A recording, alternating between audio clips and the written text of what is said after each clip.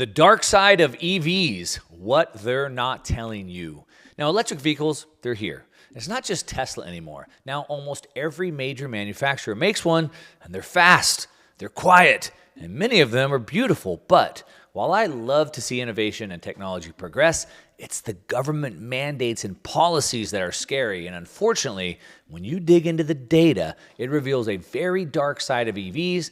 And the data reveals the globalist hidden plan that they're not telling you outright, but you need to know. So in this video, I'm going to break down the data for you to see what the globalist driven plan is really pushing for. We're going to look at the globalist push for electric vehicles, the well-known dangers of centralization, the flawed projections in numbers you're being shown, the unintended consequences that will only cause more inflation and loss of purchasing power, and how this all is part of their stated goals of the UN and the World Economic Forum in a dangerous plan that you need to know to protect your financial sovereignty. So let's go. All right, welcome back. If you're new to the channel, my name is Mark Moss, and I make these videos to change the way you think about money because almost everything you've learned and almost everything they show you today is wrong. So we cut through all the noise so you can understand what's going on so you can make the right decisions for your own financial future. Now, one of the things I rail against all the time is this whole thing that, go to school, get a good job, save for retirement. It doesn't work. It's always been broken. That's why half of baby boomers today have no savings. So a better way to do it is to build cash flow. We live off cash flow. And I have a guide to help you out. It's a free gift to you. If you want to download it, there's a link down below on how to build cash flow to retire. Most people can do it in less than 10 years. You don't need to wait 30 years. Check out the free guide. It's down there. Just my gift to you. All right, back to the topic at hand. So there are 1 billion cars currently in use in the world today. And governments everywhere say they want to replace those 1 billion cars with electric vehicles by 2035, just over 10 years. Now, while that sounds nice, right? I mean, everybody wants a cleaner, safer, more sustainable future, but here's the thing. It's all a lie, and I can prove it. Today, we're gonna discuss why the green transition is built to fail, and why electric vehicles, though, a nice idea, are actually a snake in the grass. Now, you probably already know that the real goal isn't to save the planet, but maybe you didn't think it was this bad, but hang on. All right, now we're talking about artificial fuel shortages, widespread blackouts, and empty grocery shelves. $1,000 energy bills, drained retirement accounts, and a new crime wave that will make previous ones look like Disneyland on Easter Sunday. So here's what we're going to break down. Here's what I have in store for you. 1, centralization. 2, flawed projections. 3, inflation. And ultimately, number 4, what the end game of all this is. All right, so let's dig in. First, let's talk about centralization. I like to say centralization always leads to manipulation.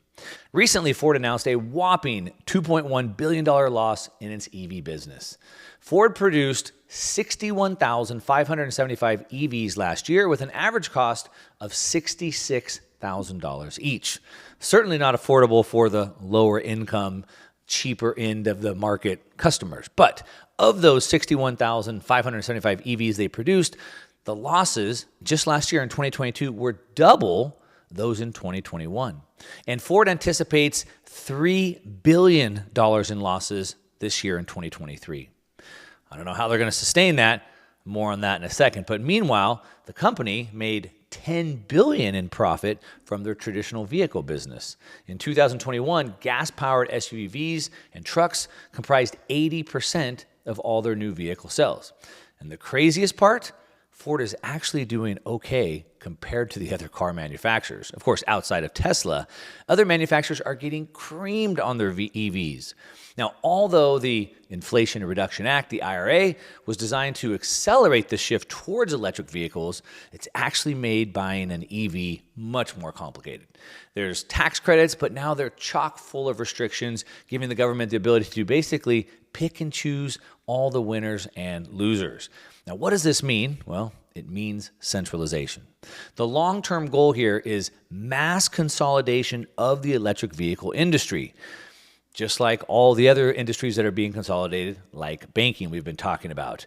Now, who ends up on top of all this? Well, it's not really important. It could be Tesla. It could be China's BYD. It doesn't really matter, but that's just step one. All right, number 2 is flawed projections. Who would have thought the data could be wrong? Now, as you've probably heard, California, of course, leading the nation, aims to ban gas sales by 2035. Now, after a 2020 executive order from the governor, Gavin Newsom, calling for electrifying the entire transportation sector, the California Air Resources Board, CARB, passed the Advanced Clean Cars 2 Act. Now, this rule will eliminate all gas car sales in California by 2035. And CARB says that by 2026, 35% of cars sold will be electric, and by 2030, that number will be 68%. And of course, the Golden State plans to spend $10 billion to accomplish this goal. But by the way, only days after this announcement went out, you might remember that Californians were told not to charge their electric vehicles because of course, a heat wave and the grid can't hold up. So that's California.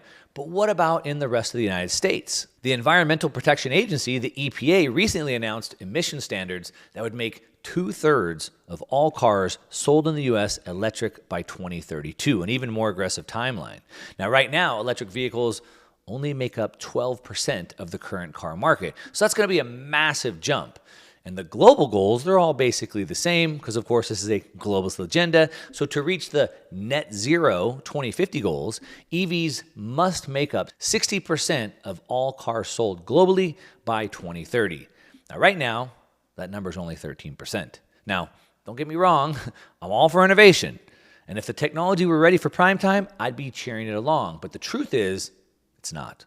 The truth is, this is a global push for auto manufacturers to hastily produce uneconomical and unreliable, as well as totally inefficient cars today. And it's not an error. However, it's actually the whole point. Now, for point number 3, and that is inflation. So let's go back to the IRA, the Inflation Reduction Act. Now, as you probably already know, this act had almost nothing to do with reducing inflation. The argument, according to modern monetary theorists, MMT theorists, is that if you tax people more, you destroy demand, which then reduces inflation by, quote, reducing pressure on prices somehow. Or as they say in layman terms, it makes you poorer and you don't buy as much stuff. Now, if we leave the moral implications of this aside, this train of thought hinges on the bold assumption that the government won't simply turn around and gleefully hurl that same money back into the economy with the grace of maybe a drunken elephant. Now, in reality, the Inflation Reduction Act is set to spawn yet even more inflation in the economy, not least by throwing trillions of dollars into a cornucopia of climate projects, including a staggering 191, quote, clean energy projects that sprang into existence on March 31st. Now, obviously, electric vehicles will be a big part of this rollout, but there's a massive unaddressed problem. Now, Mark Mills, a physicist and a senior fellow at Manhattan Institute, has pointed out some of the big ones, including that electric vehicles' batteries weigh around 1,000 pounds, replacing the 120 pounds of fuel in traditional cars. Think about that. Get rid of 120, but add 1,000 pounds. Now, an unintended consequence of heavier cars on the roadways and bridges and tunnels and even parked in old garages is that they're going to put a greater burden on the already aging and crumbling infrastructure. Let's look at a case in point. On April 18th, a 3-story parking garage on Ann Street in Lower Manhattan, New York City collapsed. A person was killed. 5 people were injured. What was the cause? Well, vehicles getting heavier, and of course the infrastructure getting older. Now, beyond just the grid, is the rest of our infrastructure even ready for heavier vehicles? Not a chance. But consider also the plan by the EPA to transition trucks to electric. This is the crazy part. Now, testifying in front of the Senate, Andrew Boyle of trucking firm Boyle Transportation pointed out to the challenges that lay ahead for transitioning the trucking industry. He said, quote, each electric vehicle battery for a heavy-duty truck weighs 8,000 pounds, and you need at least 2 of them. Now, of course, all this extra weight would mean that trucks must haul less cargo to maintain legal weights, which then means that you need more trucks on the road to meet demand. So consider the environmental impact of that. Battery manufacturing involves mining 500,000 pounds of material and using between 1 to 300 barrels of oil equivalent energy. It takes 1,000% more concrete, steel, and glass to deliver 1 unit of energy to society using solar compared to gas turbines. And battery recycling is difficult, it's expensive, and it generates millions of tons of waste. Demand for minerals that you need for the batteries, like lithium, cobalt, zinc, nickel, aluminum, magnesium, are, like I said, they're essential for producing batteries, and they're projected to have their demand increase by between 400 to 4,000%. Now, the global mining industry cannot expand enough to meet this demand. On average, it takes 16 years just to open a new mine globally. Now, this lack of mining capacity creates several challenges, including potential supply shortages, increasing costs of minerals due to high demand, reliance on countries like China that dominate the supply chain for battery materials. So for this green transition to happen, it's obvious we're going to see one thing in the short term, and that's skyrocketing energy costs. Now, electric vehicles rely on a constant stream of energy that's always available. But what if that won't be the case? The only reason Europe hasn't seen massive blackouts is because they hadn't fully decommissioned their old coal and oil plants. They even switched from burning natural gas to burning oil to keep the lights on. In Germany, energy experts claim that closing down their nuclear plants won't cause blackouts. But what they don't mention is it's only true because they outbid developing countries and other EU partners for the critical fossil fuels they needed. Through creative magic accounting, the EU can claim to be low carbon, while millions of tons of coal is shipped from Richards Bay, South Africa, into the EU. Meanwhile, Africa already suffers from energy rationing. Although you won't hear much about it in the news, we're seeing a massive transformer shortage in the United States. Also, in the U.S., reliable power plants are shutting down faster than they're being built. And the EPA plans to make things much, much worse, of course, right? What does all this mean? Well, again, it means skyrocketing energy costs. The experts already anticipate this. They're already calling for a return to World War II style rationing. Starting in June of 2022, the UK government began to restrict the time of day you could charge your EV battery. To do this, they employed smart meters that are programmed to automatically switch off EV charging in peak times to avoid potential blackouts. Never mind if you have to go somewhere. So, what is this end game? Now, you see, the intent isn't to transition the masses to electric vehicles. It's not going to work. I already explained that to you. The real goal is to ban private vehicles. Only essential vehicles will be allowed on the road. Think it can't happen? Well, cities have already started. Madrid, Paris, Oslo, London, Mexico City, Copenhagen, Brussels, Milan, Rome, Athens, Frankfurt, Berlin, Bogota, Amsterdam. All of these cities have already begun limiting the amount of cars on the road. Meanwhile, all across the world, local governments are introducing 15-minute cities where everything you need is within 15 minutes walking distance. Canada, we're seeing it in Vancouver and Edmonton. In the UK, we're seeing it in Bath, Enfield, and Oxford. We're seeing it in Melbourne, Australia, Paris, France, Buenos Aires, Argentina, and Seattle and Portland in the United States.